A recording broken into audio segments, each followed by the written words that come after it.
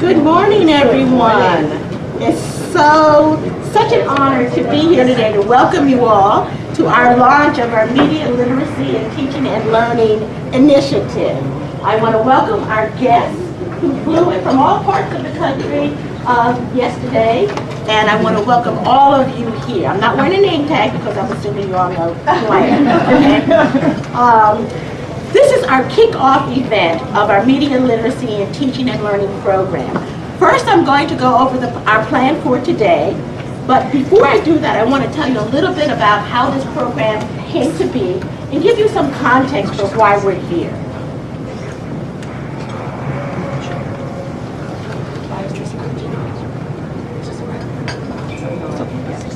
Okay, great. At Wagner, we pride ourselves on our commitment to teaching and learning. You know that we have a successful tradition of creating a curriculum uniting deep learning with practical application, our Wagner plan. I know that now we really have a wonderful opportunity to enhance that tradition with new media and online participatory tools. And I think we'd all agree that technology has touched our lives in countless and fascinating, and some would say even pervasive ways. In the conversations I've had with several of you this morning, we reflected on how long we've been participating in this and that type of social media or new technological advancement. And we've talked about how that influences our work, our identities, our interactions with others. So we live in a deeply connected world with huge deposits of information that are literally a click away. But it's not just the easy access to online information that's made possible by the internet that we're considering in our everyday lives and today. As educators, we also have to consider how the online environment allows our students to create and make meaning. Technology offers us an opportunity to transform the way we teach. That's why I think all of you are here today. Think about how will this impact what I do in and out of the classroom, how I interact with the students. Technology is an ideal vehicle for designing a constructivist, active learning approach that we seek for our students.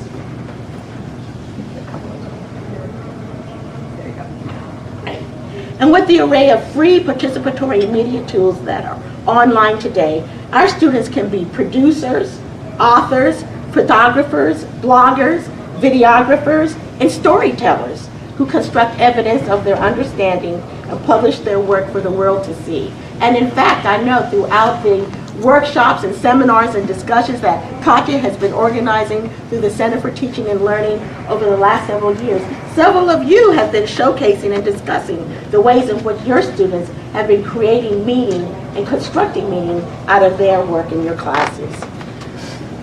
So we've witnessed some wonderful new media experiments in Wagner courses, but there's much more that we can do. What I hear from all of you is that our faculty could use some help getting on board. You all feel the same urgency to embrace these exciting changes as I do. But there's a bewildering array of choices, and your learning curve time, as many of us know, is limited. And that brings us to this program and today's event. This Media Literacy and Teaching and Learning program is designed to meet that need. Your need to become exposed to new opportunities and new ways of engaging students through online participatory media, and to help leverage all the affordances these new tools provide. So this is a beginning. This is a launch. This is not the beginning and the end. This is an opportunity for us to come together, meet some wonderful new friends and colleagues, get energized and excited, and then begin the journey together of continuing to learn from each other and learn with our students. So in my role here, I've had the good fortune to work with administrators and colleagues at other colleges around the country. I've benefited from listening to these colleagues and learning from their experiences, and through these interactions is how I've met Robin and Neil and Hayden. Here's Robin. Where's Neil? There's Neil. That's right. So I met them at a NACU conference that I attended 2 weeks before I started working here. And since that time, we've been talking about online participatory media, innovations using technology and pedagogy and so forth. And here we are 2 years later, launching this wonderful experience, along with our colleagues at other institutions who are trying to figure this out too. We're all in this together. Every college is different. Some colleges, Karen and Alan and I were talking, are more Facebook colleges, some are more Twitter colleges or universities. There's kind of an identity that develops around how faculty and students and staff communicate and work with each other. And we're going to be entering into that exciting new experience too. So it's very clear that innovation works best when successes are supported and shared. So we want one more. Maybe two more. Very good. Yes. Successes are supported and shared. So Katia, who's the director of our Center for Teaching, Learning, and Research, has been a wonderful guide for Wagner faculty. She's developed new learning experiences and opened our eyes to possibilities with online learning. But when we talked about the challenges and opportunities ahead, Katia and I agreed that we could use some outside help and advice. Enter Robin and Neil. Last fall, Katia, Frank Cavasso, and I invited Neil and Robin to Wagner to give us the benefit of a fresh pair of eyes. We acknowledge we don't want to do this all by ourselves. There are others who are great at doing this. Let's benefit from their experiences, their guidance, their insights, and so forth. And it has just been wonderful. So some of you may have already met Neil and Robin. They're education specialists, consultants. They specialize in the application of online learning and social media to education. The 5 of us have been working together to assess what's happening at Wagner and to create this new program, which we hope will benefit all faculty of here, and of course, ultimately, all of our students. I hope you've had a chance to review the online presentation summarizing the results of their conversations with faculty. Be sure to look at this. It's a link on the Provost website if you haven't seen it yet, but it summarizes the one-on-one interviews as well as the focus groups with you that occurred during January and February this year. So, what is media literacy in teaching and learning? These are the objectives of this program. We want to provide an ongoing series of faculty development events and opportunities. We're not ending here. In the fall, we're going to launch a pilot program where we'll provide support, ongoing support to faculty or teams of faculty who want to develop new approaches to teaching and learning using participatory media. Ongoing support, because ultimately we want to make sure that our students master 21st century learning skills. Here's our program for today. We've got a full program that will start with our hosted panel, but we're going to have lots of opportunity to learn, discuss, and have hands-on practice. This morning you're going to hear from 3 wonderful educators who've come to share their experiences, their experiments, and provide support for you. They were specially chosen because of their use of new media dovetails so well with the kind of teaching we do at Wagner and dovetails with your interests here at Wagner. So this is not a one-shot-fits-all approach, but Matt, Karen, and Alan are here because we think you will really gain from their experiences. After we've heard from them, we're going to move over to the faculty dining room where Wagner faculty will share case studies of things that they've done in their classes. And you're going to have an opportunity to choose a table and talk to a Wagner faculty member or a pair about what they've been doing. We'll have lunch there and have a very short report back to the entire group before we come back to several computer labs.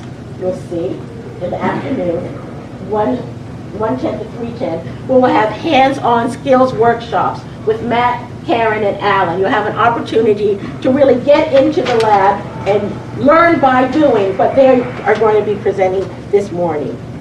You can choose which workshop you want to go to. And after those workshops are over, we'll all come back here for a wine and cheese. We'll get to mingle and talk about the day's events, ask other questions, share some new ideas and insights, talk about what we're going to do next. I have to say to you that this experience has really allowed me to celebrate the important work that we all do here, to think about important ways to support what you do as faculty, and also to think about how I'm going to stretch myself. Because I can't be the person who says, we need to think about innovative ways to connect technology with what we do in the classroom so we can better train our students to be 21st century learners. If not, I'm not going to stretch too. So I'm here to publicly announce that yesterday I made a commitment to start tweeting. Thank you. I said to Robin and Neil and Kathy and Fred, all I can do to manage 3 email accounts. What? I can't handle Facebook. I can't handle Twitter. All this new stuff, Tumblr, Pinterest. I can't do all this. Email is all I signed into LinkedIn years ago. I forgot my password. I can't do this. And then Neil said something really remarkable to me. Lily, you've got to think about the value of your interaction with this tool and what you're going to get out of it. You've got to think about that in the context of being in control of your participation and information. So as I started thinking about it, that became a wonderful framework for imagining what can I do differently. I'm asking our faculty to stretch a little bit. I'm going to do that too. So I'm going to, Anna helped me to start to get on, and I'm going to go back to her for another tutorial later today, Anna Muley, and I'll be sharing with you what I'm going to be doing differently, and I hope that in my learning community in the fall, Pat and I will do some interesting and innovative things. We'll keep this experiment going. Okay? So, having said that, I want to bring Robin to the front to introduce our panelists, and see, here's mine. I want to say a little bit about Robin and Neil Hayden. They're education consultants. Their company, Hayden Tide, works with colleges, universities, hospitals, and professional organizations to design, develop, and produce learning materials and events. They specialize in the application of online participatory media to teaching and learning challenges. I'm so grateful. I'm just happy to have you here. We've been preparing for this for over a year, so thank you so much for coming in and guiding us in this experience, Robin. Thank you. So please let's start with Robin. Thank you, Lily. I can't tell you how much that means to me. It's publicly committing to Twitter. You're going to keep me accountable. That's right, yes. You guys are going to all hold her to it. Good morning, everyone. It's really nice to see you. I recognize a few of your faces here and a few new people that I've met yet, so I'm looking forward to meeting you today. I can't believe this weather that you guys have ordered for us. How wonderful. It's just great to be here. Last time we were here was in February, so it feels a little warmer. So when we think about technological devices and tools that have shaped our times, the movie camera is arguably one of the most significant one of those. It not only has spawned a multi-billion-dollar movie industry, but it made possible the capture of world events, sporting activities, of the performing arts. You could even draw a line from this 100-year-old movie camera to YouTube today. But it's interesting to reflect back on that early movie making, because in the early days of movies, people who created movies created them all exactly the same way. The camera was mounted on a tripod like this and put in a fixed position, and the action was shot from that fixed position. The actors and actresses would parade back and forth in front of the camera, and the resulting movie looked very much like a play. It was as if you were sitting in the front row of a playhouse, and they all looked the same. That is, until this movie, The Great Train Robbery, and its director, Edwin Porter. Edwin Porter was an interesting guy. He was a cameraman who worked for Edison Films, and he had the idea to take the movie camera off the tripod. put it in the hands of the cameraman, and shoot the action from multiple vantage points. He also had the idea to use more than one camera and to use more than one location. So this is a montage of some of the footage that he had for the Great Train Robbery, and you can see some of them are indoor shots, some of them are outdoor, some of them are our way, some of them are close up of people's faces. Of course, he created a new problem for himself because now he had all these bits and pieces that had to be made into one film, and so thus the concept of film editing was born. But the result was a fabulous movie. That was the last shot of the movie, actually, with the robber shooting his gun right at the audience. That was quite clever. The result was an amazing success, and the movie industry was never the same afterwards. But here's the thing. The Great Train Robbery premiered in 1903. The first movie cameras were introduced in 1896. So that means there were 7 years when movies were shot like plays. Turns out that's not all that unusual of a phenomenon. We see that repeated throughout history. There are lots of examples of that. The first transcontinental railways being laid down on covered wagon pathways. Horseless carriages, cars being thought of as horseless carriages. Telephones anchored to walls. The first television broadcasts looked very much like radio broadcasts, with an announcer sitting at a desk, camera just capturing them speaking. ATM machines being located inside of banks that were only open from 9 to 3. That's familiar to us, right? Yes. So this frequently happens to us, that our notion of technology is limited by, trapped by, the current use of the tool, or the current use of the previous tool.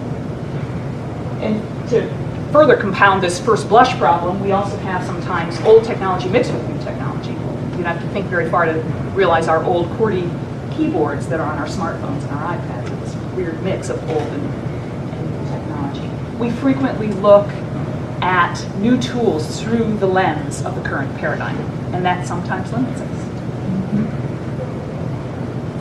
So it takes imagination, it takes play, willingness to play. It takes the creativity of someone like an Edwin Porter to come up with new ways to use our tools, to come up with new inventions, to reimagine the possibilities in light of the current situation. And we face a very similar situation as educators with online technology, with new media tools. We have to play a little bit. We have to work around our old paradigms to think about these tools in new ways. Fortunately for us, we have 3 Edwin Porter-esque people here with us today. Right. So I am going to introduce them one at a time, and then they're each going to speak, and we'll have a little time for questions after each talk, so that you can. Yeah, but you will be with them all day. So in the afternoon, you'll be choosing which of their workshops you want to go to. Unfortunately, we only have time for you to do one hands-on skills workshop, so you're going to want to listen really carefully to the talk they're going to give this morning so you can make the choice that's best for you. And then we'll have a wine and cheese reception at the end of the day where you can talk to all 3 of them. We get the real answers afterward. A couple glasses. A couple glasses of wine, you'll get the real story. Yeah. I'll tell you straight up. So I'm going to start with Matt Stolfitz. Matt is from Ohio State University, which he will tell you proudly. In fact, I'm surprised you're not wearing some Buckeye gear, because every time I see Matt, he's usually wearing an Ohio State jacket. On his laptop. Oh yeah, he's got it on his laptop right here. Yeah. Anyway, Matt is a chemist. He teaches advanced inorganic chemistry and general chemistry, and it's the general chemistry course that he's going to be talking about quite a bit today, and that's where he's been reimagining the possibilities and creating all kinds of very large lecture halls at Ohio State. So Matt, take it away.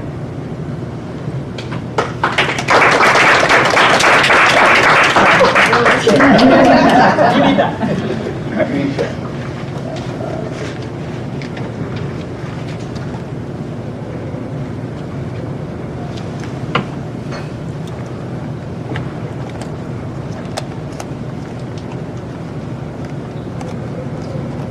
Okay, thank you, Robin, for that introduction, and I'd like to thank you guys for allowing us to come speak today.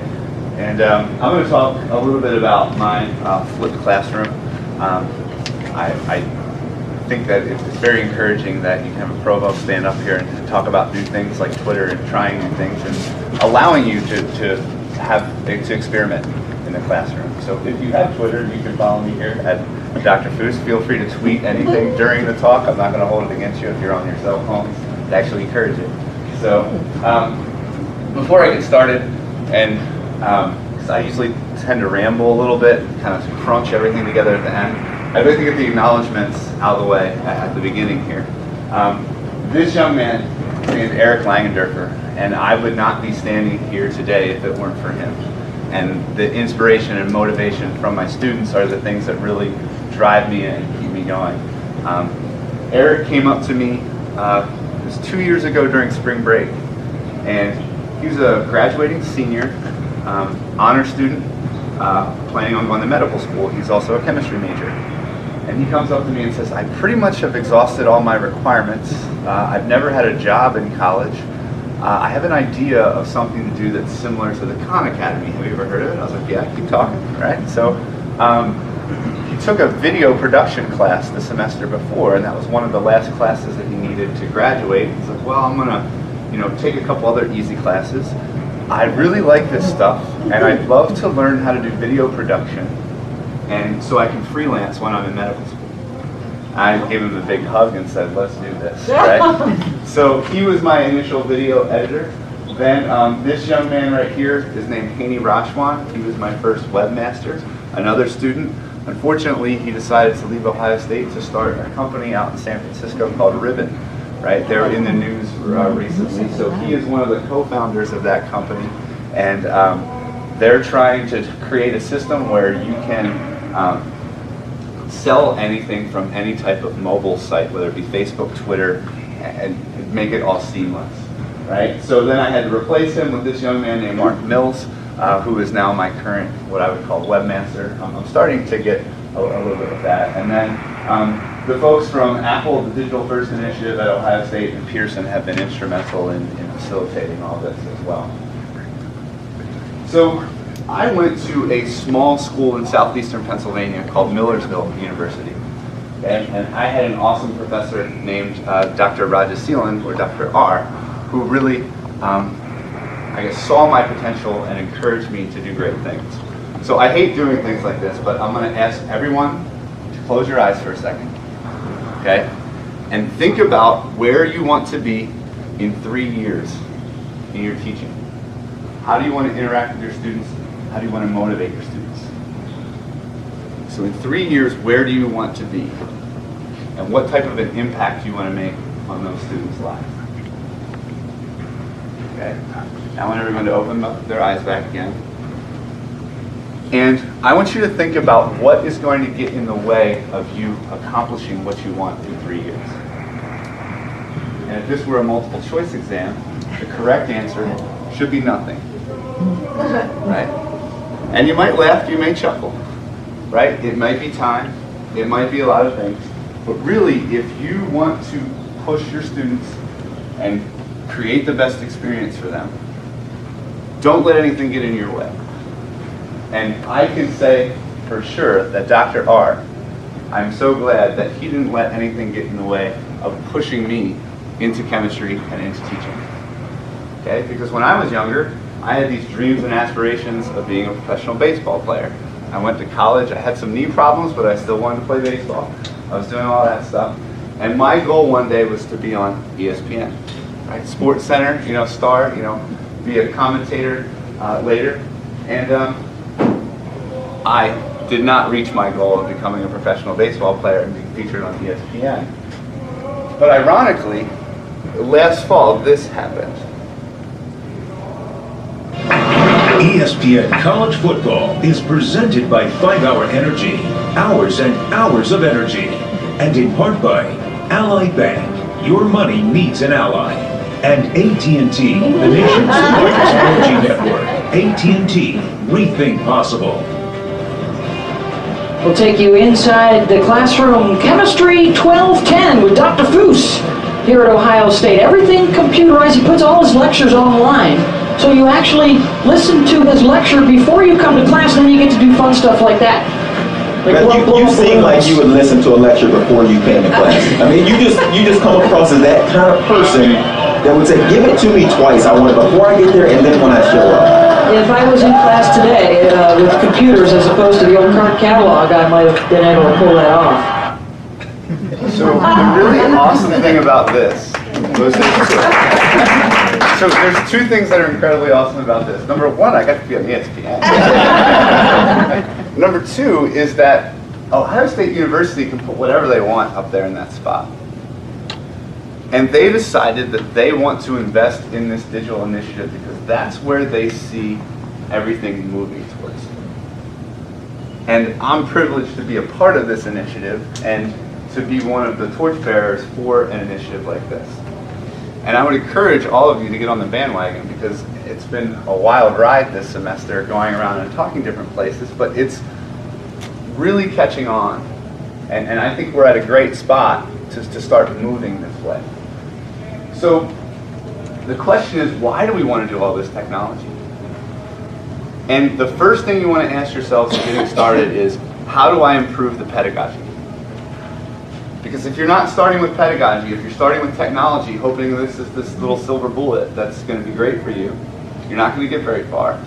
And you're probably going to have a lot of frustrations, and the students might have some frustrations. But if you start with pedagogy and ask yourselves, what do we need to do? What do we need to prepare our students for? You hear the term 21st century skills: communication, collaboration, adaptability.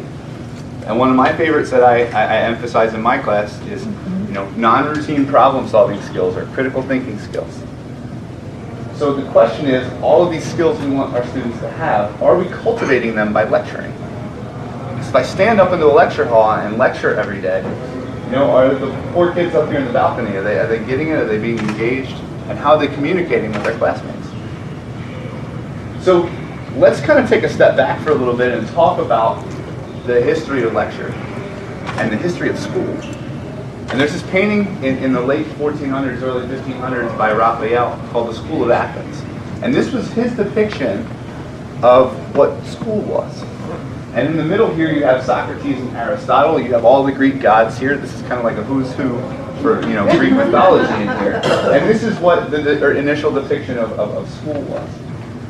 Then we kind of transitioned to this lecture hall setting. And the way it got started is someone would stand behind a podium right here and read a book to everyone in the audience, and they would copy down word for word what I'm saying. Okay? Robin talked about how the movie camera was a huge technological innovation. The huge technological innovation we had back in the day was the printing press. And now everybody has these books, and we can mass produce them, right? But the problem is, even though we could mass produce this book, and I'm sure there were people saying back in the day, what do we need books for? Why do we need this technology? We can just lecture to everyone, right? So the problem that we have is that in the modern day setting, we haven't gotten, we haven't progressed much from the 1450s. If I took a doctor, a surgeon, and took them from 1450 and put them into today's society, they'd walk into a hospital and go, what is all this stuff, right? But if I took a chemistry professor from 1450 and dumped them into today's classroom, they would walk in there and say, wow, there's a lot of lights in here. These chairs are a little comfier than what I'm used to, right? But they could walk right down to the front of the room, pick up a piece of chalk and be like, what's that thing? But they could just teach without skipping a beat. Why have we progressed so much in the medical field and the research field, but not in education? And what can we do to change that? But someone like Alex saying, oh, I'm a great lecturer. I can motivate students. I can captivate students. This is what I do. Yet, students aren't really paying attention as much. So here's an example I'd like to use. It's great that we're kind of overlooking basketball practice here, so this fits in very well. At Ohio State, a couple falls ago, we played Duke, right? We're both ranked in the top 5. This was the biggest basketball game held on Ohio State's campus in recent memory. Okay? The Buckeye Nut House is what our student section is called, and they were just nuts for this. People were camping out for days, right? Look how rowdy they are back here. This is an awesome environment. Okay, Coach K brought his boys in, and we blew the roof off the place. We're just laying the wood to them. We're up 9-0. The place was nuts. It was awesome. What's this student doing right here in front of me? She's on her cell phone, and the story here is she's texting her mother saying, "I am 30 feet away from LeBron James." Outside of the camera angle here, the NBA was on a lockout, and LeBron James and D. Wade were sitting courtside at this game. This environment, this awesome environment that I couldn't picture more, like, look at this guy right here, right? But we can't keep students' attention. So how on earth am I supposed to do that with 50 minutes talking about chemistry? Right? So this kind of helped reshape the way I'm looking. And if we look back to this, a lot of talk is done on how do we progress and how do we become more modern and, you know, make our lectures like that. But let's think about going back to the 1400s. This guy named Socrates maybe had a good idea, right? You've heard of the Socratic Method. And that's not for me to stand up here and lecture. If we break down this picture, there's a bunch of pockets and different group interactions going on. So how do we get back to this model? And yes, even Socrates, as successful as he was, had a few naysayers here in the front not paying attention, right? So let's not think we can work miracles here, but how can we go and engage students and get them thinking and working in groups together? So, Robin, can you tell me how I'm doing on time then? Like, you know. We have about 12 more. So just, can you give me a 5-minute Yeah. warning? And that'd be great, thank you.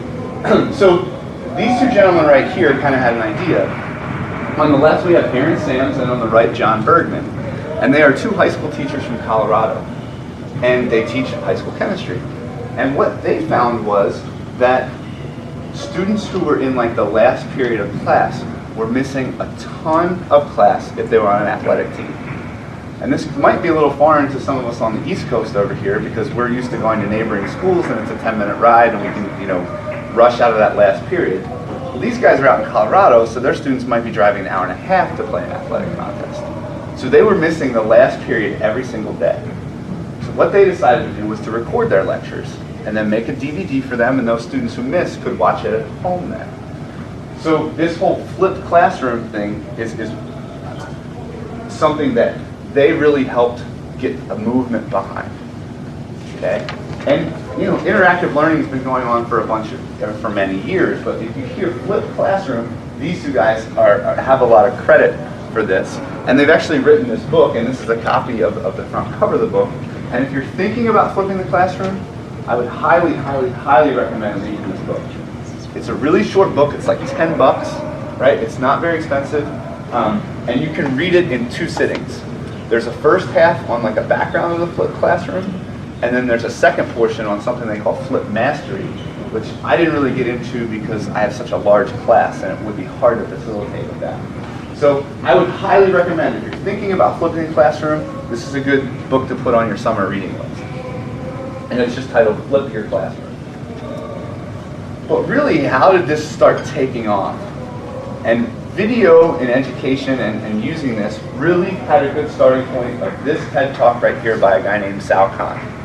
Okay, if you look, 2.2 million views of this video. This is where everything really became popularized and the video in education kind of came to the forefront. At the end of this talk, Bill Gates walks on stage. And when Bill Gates walks on stage, he probably has a wallet in his back pocket that is almost unlimited if he wants it to be. Okay, so this is where it really starts to become popular.